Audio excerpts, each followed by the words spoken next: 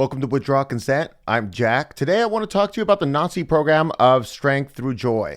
And basically, I know I had promised to do the Warsaw episode today. I promised that last Monday, but that Warsaw episode is going to be Wednesday. It's just this one's a little bit current event, so I kind of changed the order a little bit. So basically what happened is during the Democratic National Convention in Chicago, which happened recently, they started using the buzzword joy. They're all about joy. Joy is great, right? And then basically what happened, and that's fine, like do whatever slogans you want, doesn't matter. Then you get these absolute morons on the right who say, oh, the Nazis had a program, strength through joy. Aha, they're doing Nazi propaganda. Okay, this is the stupidest argument. This is the argument that says Hitler wore shoes, therefore Donald Trump wears shoes, therefore Donald Trump is evil. It's either that argument or Hitler wore shoes, shoes are evil. It's that argument. Was strength through joy a terrible thing or was it great? We're basically going to look into that today and find out the details on it. This is something that I kind of knew a lot about, but I didn't know all the details on it, and it's pretty fascinating. And I got these great articles, so I got 2 articles and the Wikipedia page on it linked below if you want to look in references and see that. So we're going to look at one of the articles, and the way that they phrase this is hilarious, right? Because they're taking this thing that's really good, and they're trying to tell you why it was like pure evil or something. Okay, ready for this? So they're going to call it's strength through joy, but in German it's Kraft durch Freude. So it's going to be called KDF in the article a lot, in these articles that I'm going to read you. And so here we go. Strength through joy was set up in Nazi Germany so that all aspects of a worker's non-working time were looked after. Strength through joy supervised after-work activities, holidays, and leisure time. Strength through joy served 2 main purposes. The first was to ensure that no one had too much time on their hands to get involved in untoward activities against the state. There was a belief that idle hands might get involved in anti-state misdemeanors. The second main purpose of strength through joy was to produce an environment within Nazi Germany whereby the average worker would be grateful to the state for providing activities and holidays that in normal circumstances they could not afford as individuals. Okay, so this nonsense propaganda here, right? So there's 2 main points they're trying to make. First is that so nobody had idle time so that they could work against the state. And the second was so they could make people so happy with the government that they wouldn't protest the government. So they're just trying to please their citizens. They're trying to do something good and positive for their citizens. Man, sounds terrible, right? Basically, the idea of the program was the country was largely made up of peasants with horses, right? And so the idea was that German nationalism said that Germany is a wonderful place. You should love Germany. We have a nationalistic government at the time, you know? But the problem is that the peasants are so provincial, they haven't gone more than 20 miles from their home. So if they're correct that Germany is a beautiful place, they need to get the peasants to see other parts, like to give them a vacation to Munich, to Berlin, to all types of places, you know? And so a small percentage of these vacations were foreign vacations, but the majority of them, the vast majority, were just in Germany. But they were so that the lower class could afford leisure activities, could get free leisure activities that normally was reserved for the middle class or upper class, right? Sounds like a terrible thing, man. Sounds like this government hated their people, right? Okay, by 1936, KDF had a membership of 30 million Germans. The scope of the organization was vast. It arranged theater trips, summer holidays, skiing holidays, summer and winter hikes, cruises, and outdoor activities. People living in the countryside had trains made available for them to get into the city to watch theater performances. The state provided about as much as could be needed to take up anyone's slack free time. Sounds horrible, right? A lot of this involves hiking too, because they had this, basically the government pushed a national movement for everybody to be fit and healthy, right? Sounds terrible, you know?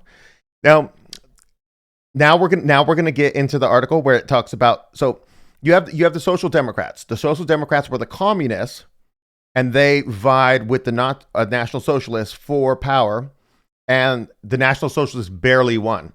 And then after the Reichstag fire, Hitler took full power, and he made the Social Democrat Party illegal, right?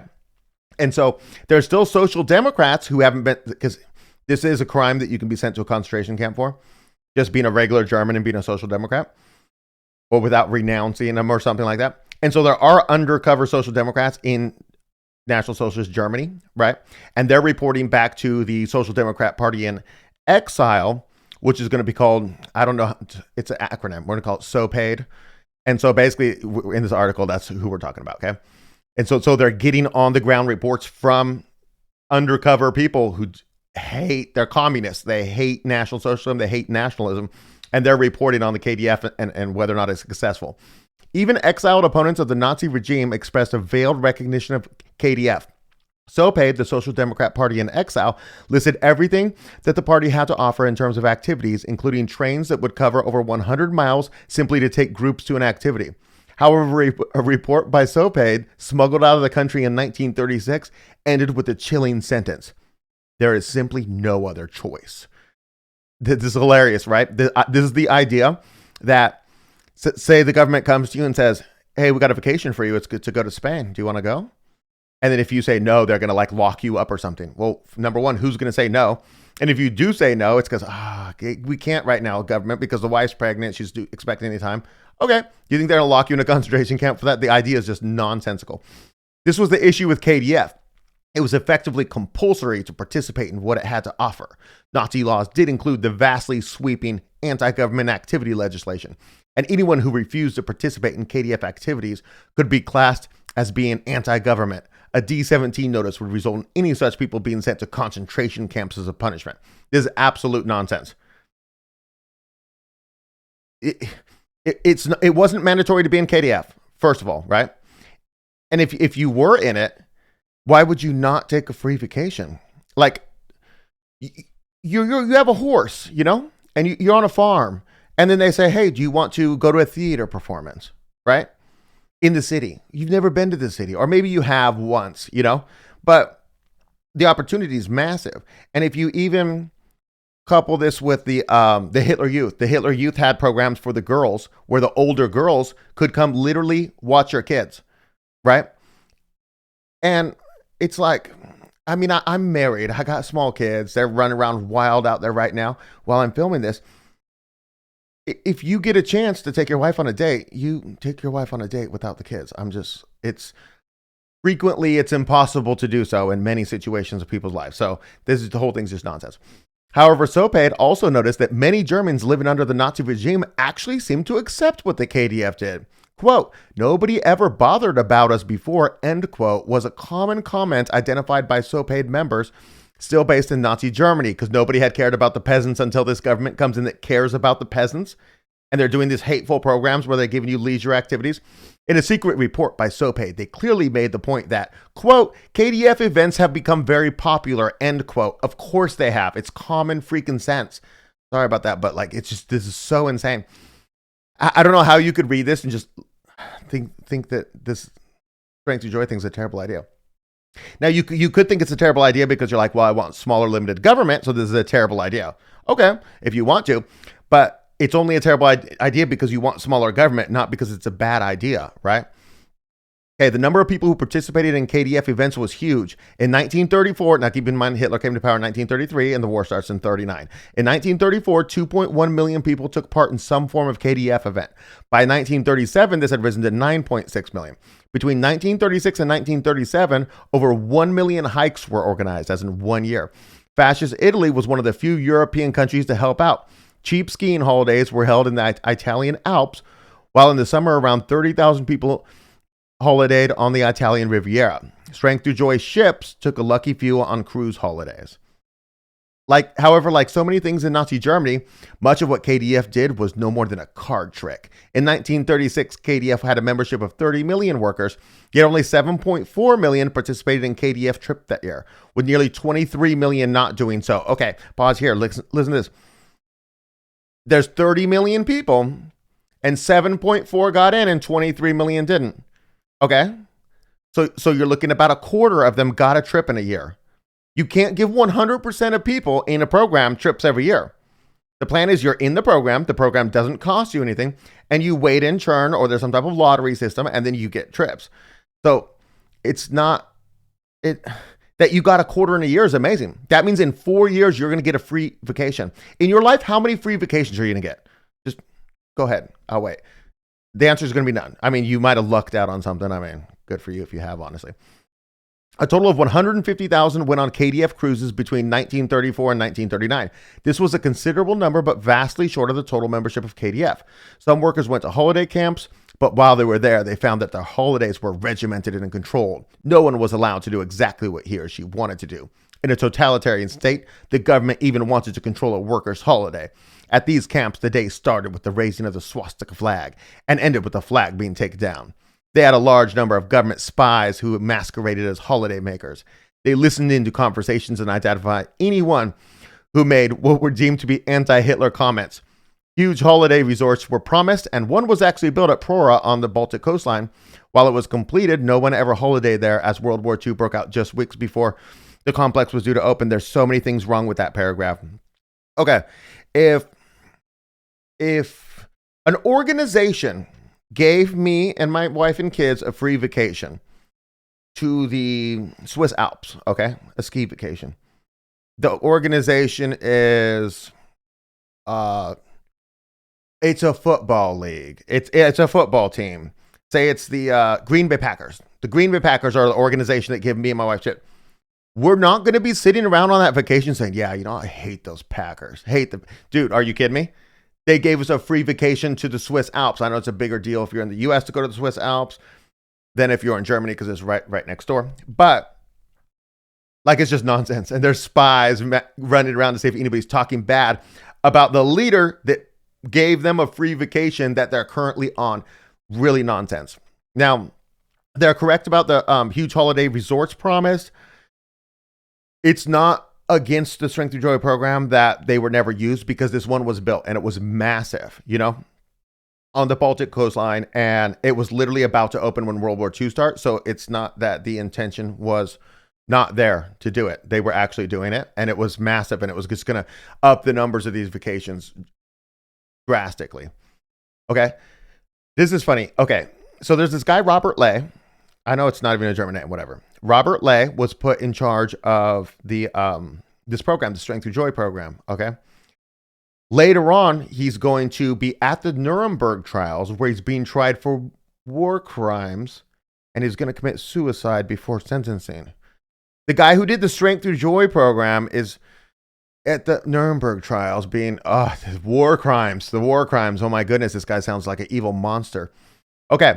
Robert Lay constantly reminded the German workers that they should be grateful for what the state, and in essence, therefore Hitler, had provided for them. They may have had their trade unions taken away from them, but, quote, the worker sees that we are serious about raising his social position. He sees that it is not the so-called educated classes whom we send out as representatives of the new German, but himself, the German worker, whom we show to the world, end quote. So they're trying to talk crap about the guy who founded Strength Through Joy, by saying that the people should be grateful for the free vacations. Yes, they should be grateful for the free vacations, right? The NSDAP is literally the National Socialist German Workers' Party. It's not for the educated classes. It's the Workers' Party. So then they make this program to give the workers free vacations and leisure time activities. And there's the article scoffing at Robert Lay as if it's nonsense that not only do they want to provide this to the German worker, but they want the German worker to be the face of the National Socialist government when they go abroad, instead of the intelligentsia, which is always how it used to be. When the peasant or the worker is living in a provincial lifestyle, he's never going to see the outside world, but the intelligentsia will. So normally that's the forward face of a country. They want the worker to be the forward face. That's something I'll say. So basically in 1939, the KDF was the biggest tourism industry in the entire world. And at the start of World War II, 45 million holidays and excursions had been given away. Now, remember their maximum membership, I believe, was 30 million. So that's an average of 1.5 holidays per person. So that's pretty good. And especially with the program expanding, like with the facility in Prora and stuff like that. So anyways, let's talk about some nonsense things. Okay. So one of the things they say is to control people's time. We talked about that. Giving people free, positive leisure vacations is not controlling your time. It is ostensibly. If you give somebody free passes to a football game, you're trying to control their time. But if I was a football fan, a sports ball guy, I would love a free pass to the football game, so I wouldn't complain about them controlling my time.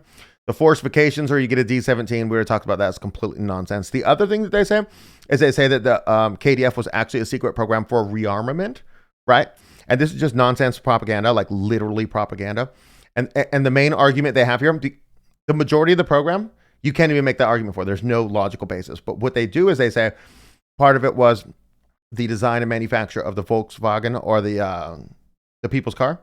And the goal was to give out a car to each family. And so then Volkswagen had built these large factories to produce these cars, and they never got off the assembly line. They were working on it, basically.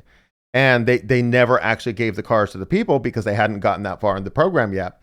And then once the war started, they converted those large factories into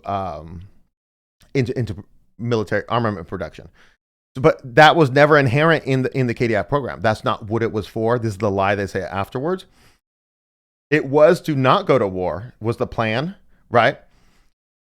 And produce the cars.